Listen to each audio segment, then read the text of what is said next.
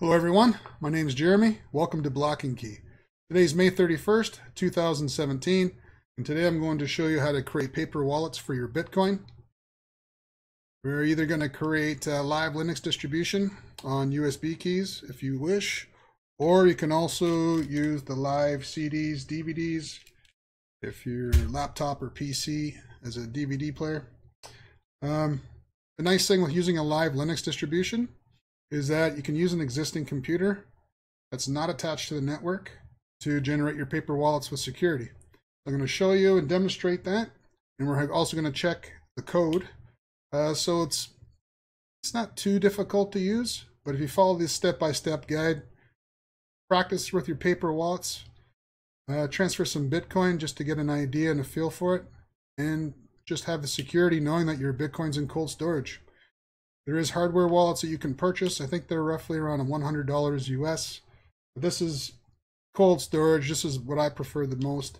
You can generate several paper wallets that are identical when you first do this and put them in different places. You can have one in your home safe. You could put one in your safety deposit box at a bank. Multiple copies. And yes, even if your paper wallets, your private keys were accessed, I'm going to show you how to encrypt that with BIP38 encryption. So stay tuned, we'll be right back.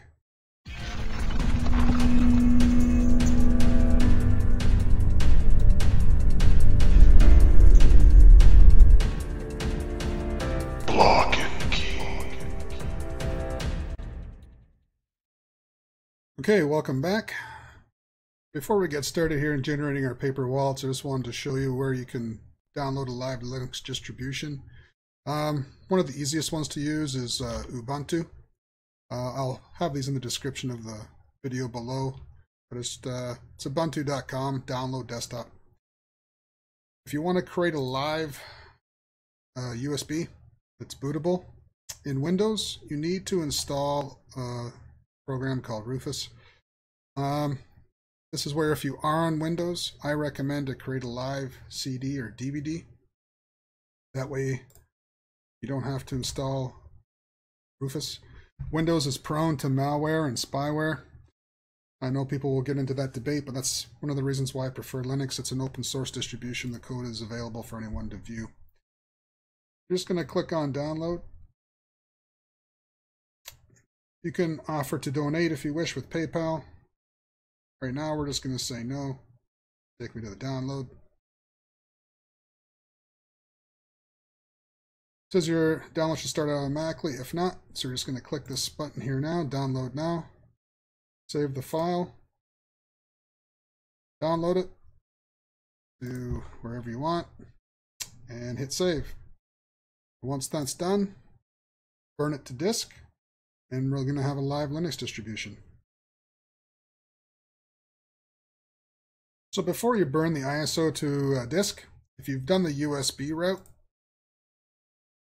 or if this is the method you choose to install it on a USB, if you're extra paranoid and you want to take some extra security measures, on the main page of Ubuntu it tells you how you can verify your download. If you're on Linux, you can install some keys, and then you can check the hashes of your files. This page details how to do that. Then you verify your downloaded sums. As a rule, it's probably good practice to do this if you're going to generate paper wallets that are going to be storing a substantial amount of Bitcoin. When you first fire up your computer, whether you're using a CD, a DVD of Ubuntu, or a USB key, make sure you have at least 1 or 2 or 3 USB keys kicking around. It's best to go buy some brand new ones. Sometimes you can get these at Staples, Walmart, Best Buy. Sometimes you can buy them in bulk, like 3 for 12 bucks. Make sure they're at least 2 to 4 gigabytes size. If you're going to do an install, I should have mentioned this earlier, if you're going to do an install by USB for Linux, you're going to need at least 2 gigabytes of storage on one of these devices. But the idea is we're going to have at least 2 USB drives. One is going to be like your master. You're going to have store your paper wallets, and I always like to create a second one that's identical to this one. So I'm going to show you how to do this. Right now, if you are disconnected from the network, Go ahead and connect to the network in Ubuntu. You can come up to the top hand of the screen here. See where it says enabled network. Okay. If you have Wi-Fi, it should be available in here as well. Don't worry about disconnecting just yet, because first we need to get the bit address code, and we're going to verify it and then back it up, or copy it, I should say, onto a USB key. So when you first fire up Ubuntu, excuse me, or any distribution that you're using, right now we do not want to install Ubuntu. We want to just try it out. This is going to allow Ubuntu to run in RAM, this Linux distribution to run in RAM. Nothing gets installed to the hard drive whatsoever. This makes it very secure. The only way this would be insecure would be if you didn't verify the code and this was a hacked or a malicious download of Ubuntu. The chances of that are pretty slim, but again, I showed you prior, if you wanted to verify your checksum, please feel free and go ahead. We're going to go ahead and just click on Try Ubuntu.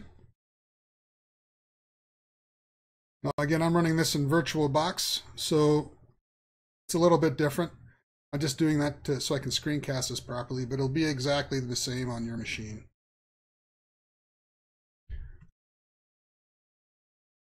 Just to show you some of the keyboard shortcuts. And again, make sure your network is enabled. So right now we're going to bring up Firefox. You'll notice there's a Firefox browser already in the install, or on the distribution, I should say.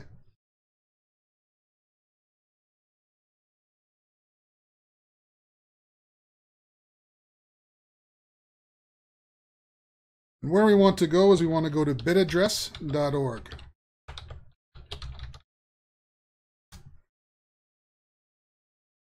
This is the code that we're going to use to generate our paper wallets.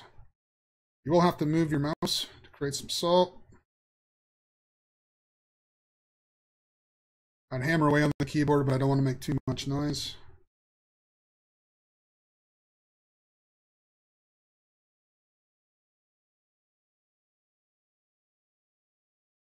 Creates lots of random. Okay, this is where we can create our paper wallets. There's bulk wallets, brain wallets, but we're not going to do any of that just yet. So remember, we're connected to the internet, and we're on a network, so we don't want to generate any paper wallets just yet. What we want to do is go down to the bottom of the web page, and you'll see where there's a GitHub repository and a zip file, as well as a PGP. And the version. So the version is 3.3. Right now, we're going to download the zip file. Save file.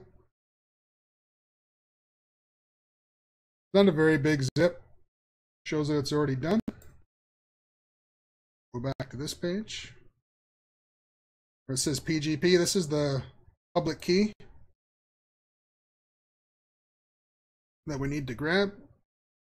Copy all this. Right click, choose copy. Come up over here to the left. We're going to use gedit.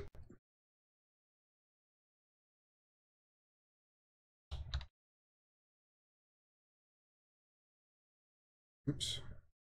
Text editor, sorry. Let's come in here. Paste that in this file. Now we're going to save it. We're going to save it in documents, and we're just going to call it bit address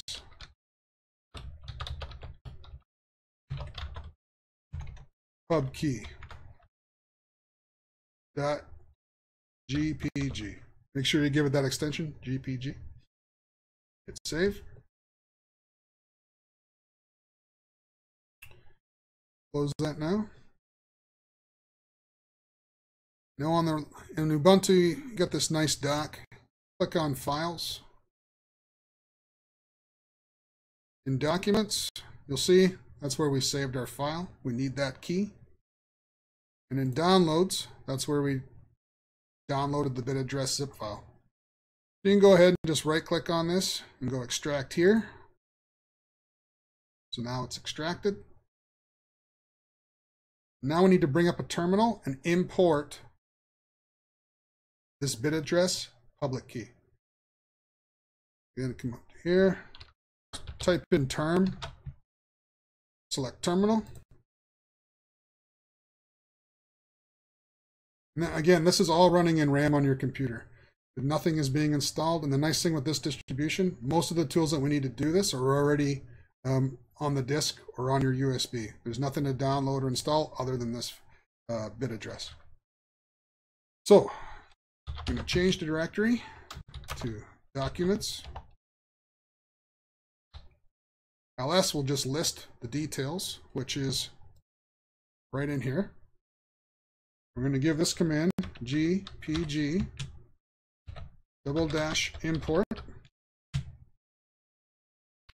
bit add. Just spell it a little bit and hit the tab key on your keyboard, and it'll auto complete the rest, and hit enter. And you'll notice it'll tell you that the keyring has been imported and it's created.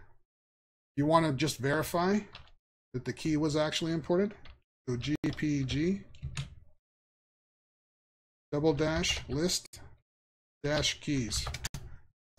And you'll see pointbiz@bitaddress.org. So now we have this public key, and we need to use this to verify our download. So if you have a USB key, go ahead and plug it into your machine.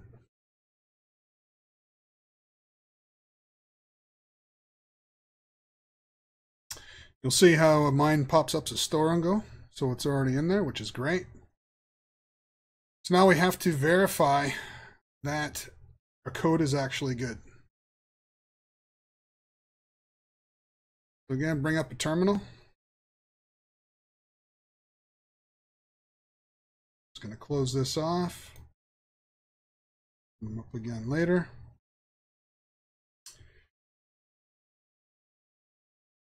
So now we're going to change the directory to downloads. Type in ls. And you can see there's our extracted bit address file. We're going to change directory into bit address. Again, just hit the tab, start to spell it, and hit the tab, and it'll auto-complete. Press enter. Type ls. There'll be several files. This is the main file that we're after. We're going to check. And this file gives us our hashes. This has been digitally signed. So this is where we're going to just verify that indeed this code is good. So the way to do that is just to issue this command. So the command is gpg --verify change. Again, just hit tab to complete .acs. And you'll see where it says signature is made Saturday, the 24th of December. Code signature, good signature from PointBiz. And you may get a warning, this key is not certified. This is just about the web of trust. You could ignore all that, but at least we know that it has been digitally signed, this changelog, so we know it's accurate. So now we're going to check the do a checksum. So we're going to type in, just going to type in clear to clear all this, ls. So we're going to do a checksum on this file. So we know that this file is good. It's been digitally signed and we've authenticated it because we have the public key. So this one I'll go and show you. Downloads. We open this file. See how there's a list of all the different checksums depending on the version. So on this one here, status is active. The version 3.3.0. There's the SHA-256 sum. Now we're going to go SHA-256 sum. Again, we're going to use this bit address .org.html and just hit tab to autocomplete, and it gives us our sum. Easiest way is just to copy this hash, copy, go back to this file, Drop a line in here. And paste it. You want to take this out just so it matches up. You should see the hashes are identical. And because these hashes are identical, we know that the code is good. So again, just to recap, we used our public key to verify that this changelog text file has been digitally signed, and this is the hash. Then we copied this hash from our output. We copied it and pasted it into here, and you'll notice that they are identical. So now that we've guaranteed to the best of our ability that this bit address code is accurate. You don't have to save this file. It may come up, so click without saving. We can exit our terminal and close down our browser because we're not going to need it anymore.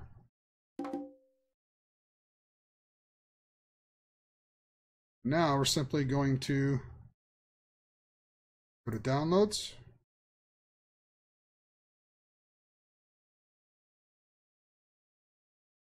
Want this file, the bitaddress.org.html. This will allow us, when we come back in Ubuntu and try it again off of the network, to generate our paper wallets. So now we've just copied that to our USB flash drive. Documents. Actually, why don't we just change the name of this? Let's create a folder in here. Let's call it bit address verified. Pop it in. Then to unmount the drive, just hit the eject button. Now we're going to close down Ubuntu. And before we come back to restart it, this is where you want to make sure you're not connected to the network of any kind. Your Wi-Fi is disabled. We should be good to go. So just hit shutdown, or you can restart it. Probably best to shut down and make sure your network's disconnected. If you're super paranoid, you could drive out in the country, create a Faraday cage around your device. It's all up to you. You're going to hit shutdown. Machine will power down. So now we've created a live CD of Ubuntu, which is a bootable Linux distribution, or we've created a USB that we can boot up in a safe environment that doesn't get installed to your computer whatsoever. We've also downloaded bitaddress.org, verified the code, and authenticated it using PGP. We know the code's good, and we put a copy of it onto this thumb drive. This thumb drive should never again touch a machine that's connected to any network. From now on, label this, treat this device as a safe key. You can mark it with tape, marker, nail polish, make it a master drive. And soon we're gonna go back, launch Ubuntu again, and this time make sure you do not have a network cable attached to your computer. Wi-Fi is disabled. You can do it again, like I said, in the basement, somewhere where you know that there's no possible way to connect to a Wi-Fi connection. So we're going to go back. We're going to launch Ubuntu again from a live CD or a USB, and we're going to generate our paper wallets. Okay, so we've launched Ubuntu again.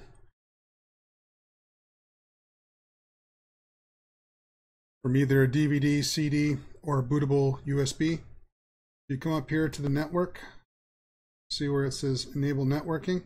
I've already disconnected my Ethernet cable from my computer. We're just going to uncheck that. You may notice that it'll pop up saying you're disconnected, you're offline. That's good, we want that.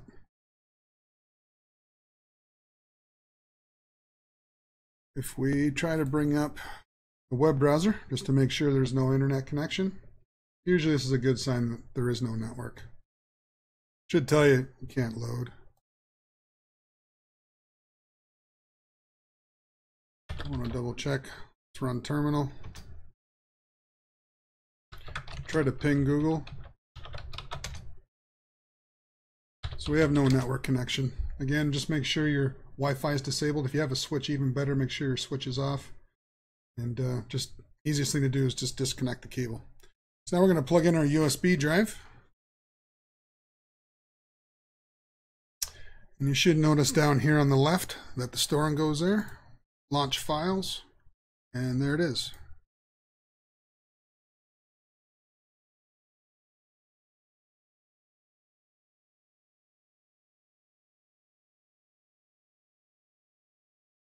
Sorry about that.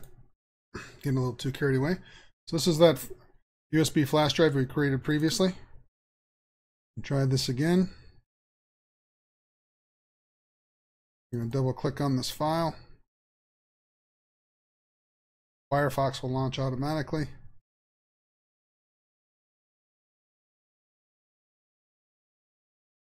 Move the mouse around to generate lots of random salt.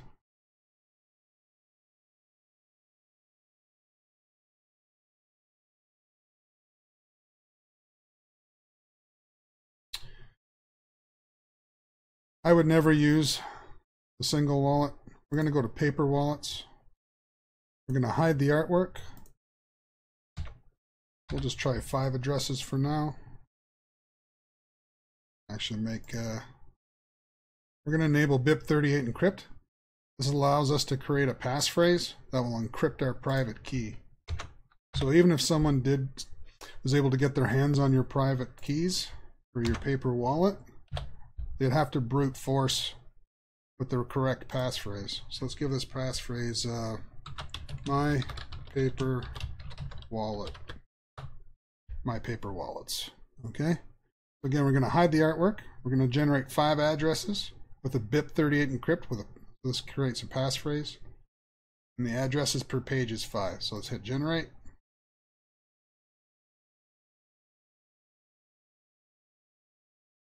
There we go. So it took a little longer than normal. Might be because I'm in a virtual machine.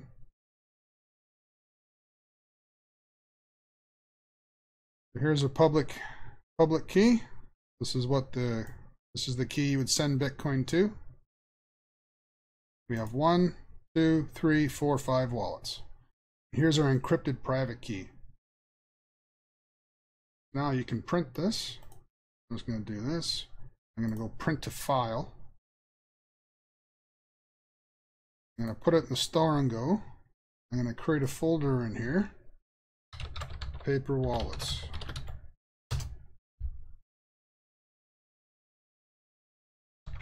Let me just give it a date so we know the date it was created.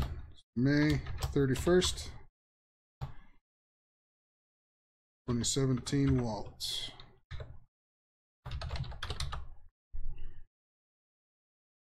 Select. Print. So now we've printed this to a PDF. If you want to double check and verify, launch files, go into your store and go. There we go.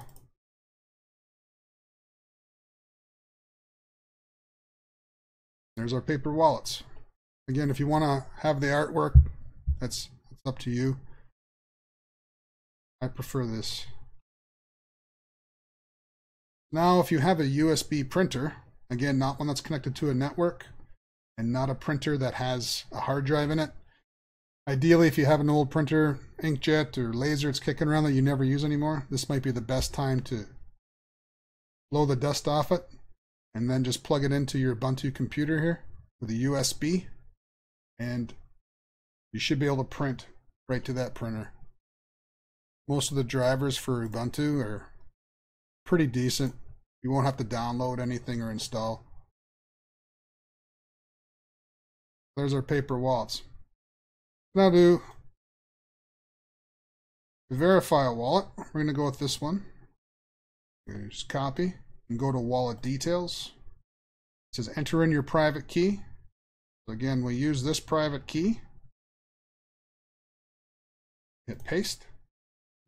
Now we know that we used BIP38 encryption, which is going to require us to provide a passphrase. My paper wallets. Again, you would never use a passphrase that terrible, but you get my hint. This is just for demonstration. Decrypt.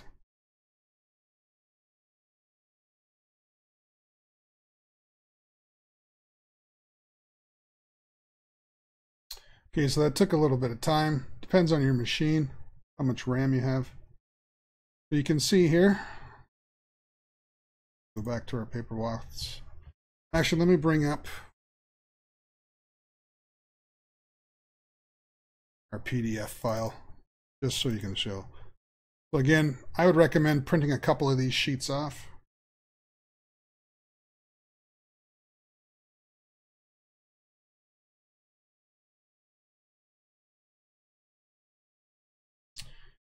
This is the PDF. For wallet details, we use the first private key. We use the first private key. Put in our passphrase. Did the decrypt. You can see our addresses match. Your private key unlocks everything. A bunch of detailed information down here. And here's our private key BIP38 format. You'll notice that key matches. Let's try another one. Let's try the last one. Do a copy. Move this in here. Paste it in. Again, because we used our passphrase to match when we first generated our paper wallets, the exact same passphrase will be applied to all our wallets. Decrypt. It's going to take some time again.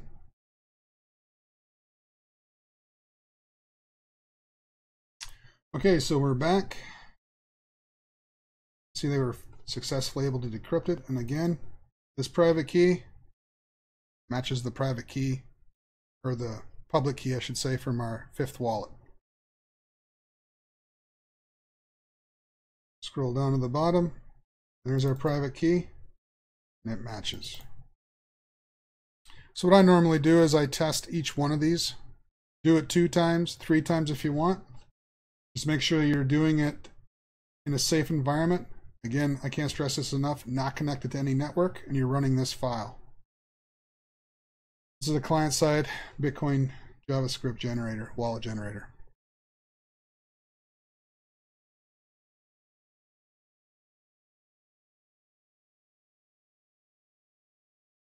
So again, if you want, you can print these off. I'd recommend printing a couple. Keep one copy in your home safe. Keep a copy in a safe deposit box if you want, with somebody you trust. Go back to your store and go. If you have another USB drive, now would be the perfect time to use your secondary backup and plug it into Ubuntu and copy these 2 files to your other USB flash drive.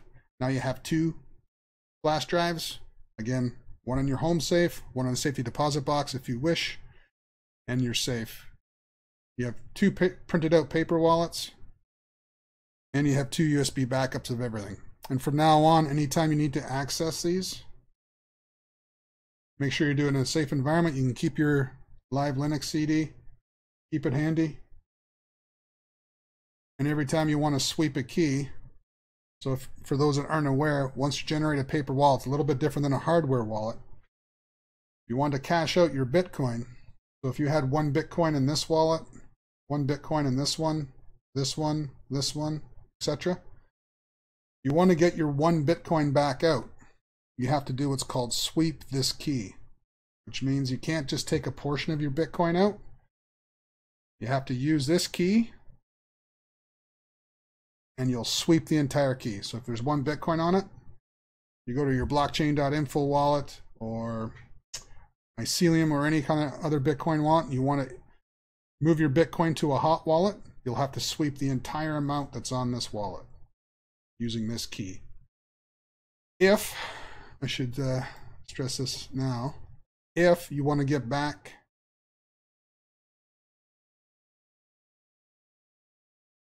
I'm going to launch this again.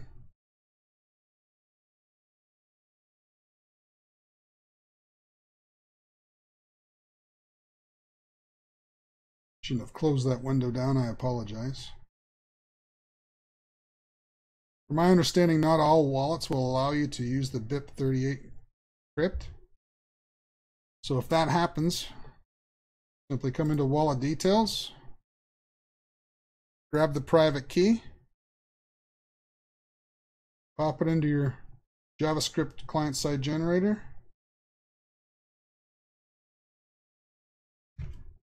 enter in your passphrase, decrypt,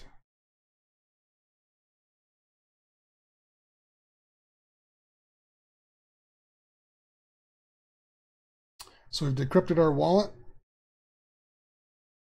You'll notice down here, it'll give you the private key that is compressed.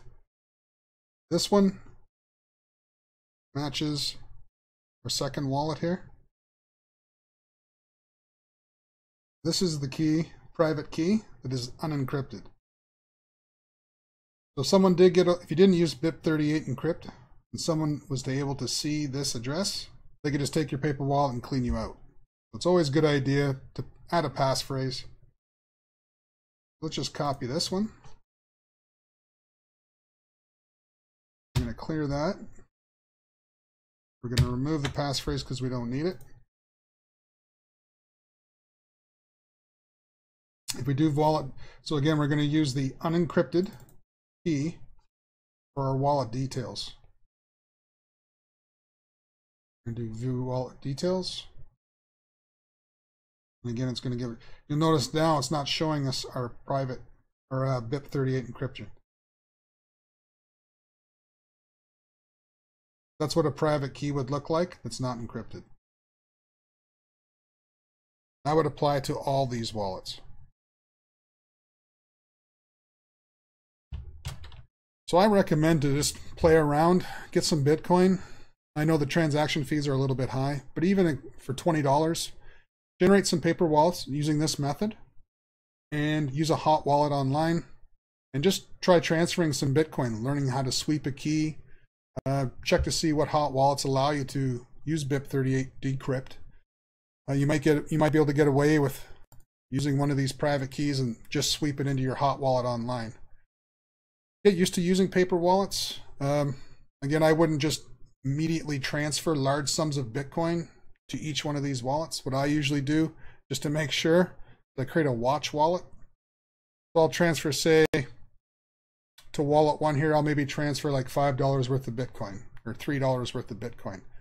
I'll let for the transaction to confirm. It depends. Unfortunately, right now the Bitcoin network is a little bit congested. There's a lot of unconfirmed transactions. If it takes a few hours more than normal, that's good. Use your watch only address on your hot wallet and just see if the transaction occurred. If it did and it matches, your watch wallet matches this address, then transfer the rest of your Bitcoin to the same exact address. So if you're using a blockchain.info wallet, transfer $5, wait for the confirmations to take place. Again, it might take a couple hours. If indeed, you can go to blockchain.info and you can actually copy this address in there and it'll tell you the wallet details. It should show you that $5 worth of Bitcoin was transferred. Once you've confirmed that it's there, then transfer the rest of your Bitcoin. So transfer the other 0.5 Bitcoin or 0.995 Bitcoin, whatever the case may be. Transfer the rest to this wallet, and then you know you're safe. And I would do that for each one of these wallets. It does take a little bit. But with crypto, you have to be precise. I'm speculating that in the next few years, these sorts of things will be a lot easier. Hardware wallets are a lot more convenient. There's no doubt about it. The problem I don't like with a hardware wallet, it's not as deep cold storage as this method, and this is free. It's very secure and it's free. And first time you transfer a large sum amount of Bitcoin, it's going to feel weird because you just have this little address. It's like, wow, I just transferred $3,000 worth of value to this public address. So just each wallet, you're going to spread a Bitcoin out to each wallet. Just transfer a little bit to each one and then transfer the rest. It should be pretty straightforward once you try it. But experiment might cost you $20 or $30. Experiment with paper wallets. And once you feel comfortable and you're good with it, you should be all set. So thanks for watching. I hope this helps. If you have any questions, please feel free to comment. If I've omitted anything or forgot to mention it, feel free to comment, and maybe I'll update this video again. But this is a pretty secure method to get your Bitcoin off the exchanges and off hot wallets into your own possession. You own the private keys. And for those that are concerned with the UA user activated soft fork BIP 148, it's coming this August. This is a perfect way to protect your Bitcoin. No matter what happens after August, if the chain does split into two, a permanent split, then just wait to see which chain is going to be the most beneficial to you. It's going to provide you the most security and the most utility, and then bring your cold storage, these wallets, back onto the chain that you like, and you should be all set. You won't lose a penny. So hope this helps. Again, thanks for joining me. Hope it wasn't too confusing, but again, can't stress this enough. This is a very secure method of doing it, and play with paper wallets before you start to transfer large sums of Bitcoin. Thanks. Hope to see you next time. Take care.